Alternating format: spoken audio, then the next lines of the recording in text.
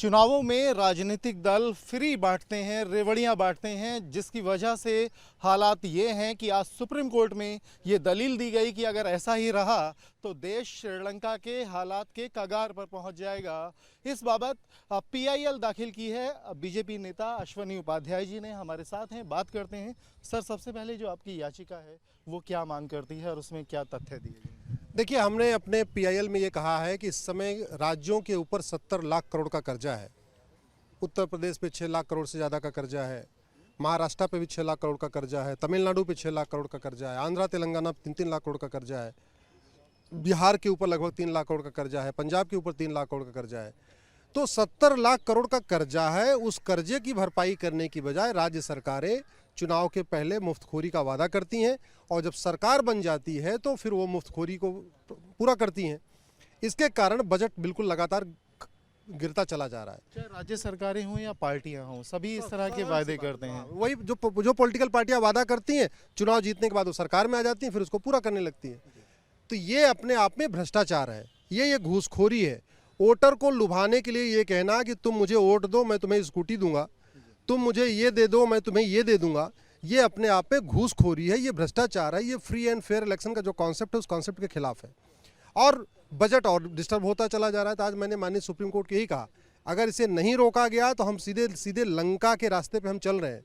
जिस तरीके से लंका कोलैप्स हो गया, पूरी तरीके से इकोनॉमी कोलैप्स हो चुकी है, अराजकता फैल गई है, हमने इसको नहीं रोका, यही स्थिति भारत की हो जाएगी। इसलिए इस पर कठोर कानून, इस पर नियम बनाना ज़रूरी है। इलेक्शन कमीशन ने अपना हाथ खड़ा कर दिया ये कहते हुए कि उसके पास कोई अधिकार नहीं है। ये गलत है। इलेक्शन कमीशन के पास अधिकार है। इलेक्शन कमीशन बहुत सारे कानून अपनी शक्तियों को यूज़ करके बहुत सारे नियम बना चुका है। इलेक्शन सिंबल ऑर्डर वही बनाता है, पार्टियों का रजिस्ट्रेशन वही करता है, किसको स्टेट रिकॉग्निशन की मान्यता मिलेगी, किसको नेशनल रिकॉग्निशन की मान्यता मिलेगी, ये इलेक्शन कमीशन तय करता है। तो इलेक्शन कमीशन भी इस पर गाइडलाइन बना सकता है, केंद्र सरकार इस पर कानून बना सकता है। एक इस पर जिम्मेदारी तय होना ज़रूरी है।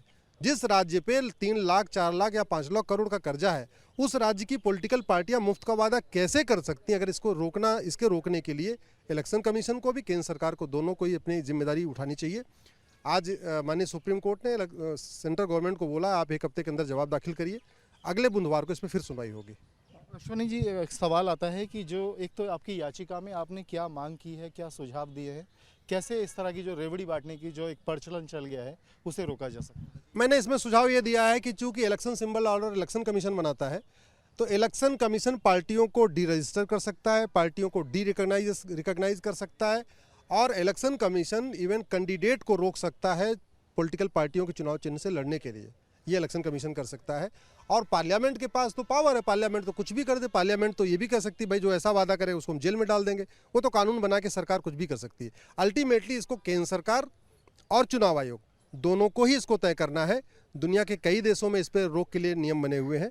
इसलिए मैंने ये भी कहा है कि अगर ज़रूरत पड़े तो इसको लॉ कमीशन को दे दिया जाए, लॉ कमीशन में अपनी किसी रिपोर्ट बना के दे देगा। आखिरी सवाल ये है कि मसला बेहद गंभीर है, इसके ऊपर नोटिस पहले ही जारी हो गया था केंद्र को, चुनाव आयोग को, लेकिन उनकी तरफ से कोई क्या उचित कदम उठाया गया? क्योंकि आज भी जब हमने सुनवाई सुनी तो केंद्र की तरफ से या चुनाव आयोग की तरफ से कोई ठोस नीति नहीं थी, जिसकी वजह से उनसे एक एफिडेविट भी मांगा गया कि वित्त आयोग से भी कहा गया है सलाह लें।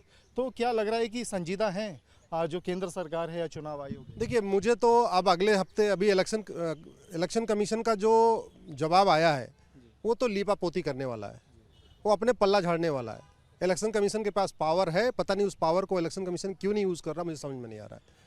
जहाँ तक केंद्र सरकार का है, तो केंद्र सरकार कभी जवाब आया नहीं।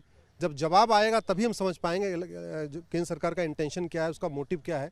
माननीय प्रधानमंत्री जी पहले कह चुके हैं कि जो रेवड़ी बांटी जा रही है ठीक नहीं है डेमोक्रेसी के लिए। तो मैं आशा करता हूँ कि जो कानून मंत्रालय का जवाब आएगा वो माननीय प्रधानमंत्री जी ने जो कहा है उसी की स्पिरिट में आएगा। अश्वनी उपाध्याय जी, जिन्होंने बताया कि किस तरीके से इस पीआईएल पर नोटिस पहले ही जारी हो चुका था, लेकिन आज जब सुप्रीम कोर्ट में सुनवाई हुई तो जो इसमें पार्टियां हैं, जो पक्षकार हैं, चाहे वो सेंट्रल गवर्नमेंट हो या फिर चुनाव आयोग, उनकी तरफ से लीपापोती नजर आई। हालांकि सेंट्रल गवर्नमेंट को अभी अपना जवाब दाखिल करना है। इस दौरान वरिष्ठ अधिवक्ता कपिल सिब्बल ने भी ये सलाह दी कि इस मामले में, क्योंकि फाइनेंस का मामला है, तो वित्त आयोग की भी सलाह ली जाए, जो राज्य कर्जे में डूबे हैं, क्या वो फ्री का वायदा कर सकते हैं वोटर्स को लुभाने के लिए। और खुद चीफ जस्टिस ऑफ इंडिया ने ये कहा कि ये गंभीर मामला है, यही वजह है कि सुप्रीम कोर्ट इस मामले की सुनवाई कर रहा है और सिर्फ एक सप्ताह के बाद इस मामले में फिर से सुनवाई होगी। वीडियो जर्नलिस्ट अभिजीत के साथ अवनीश चौधरी, न्यूज नेशन दिल्ली।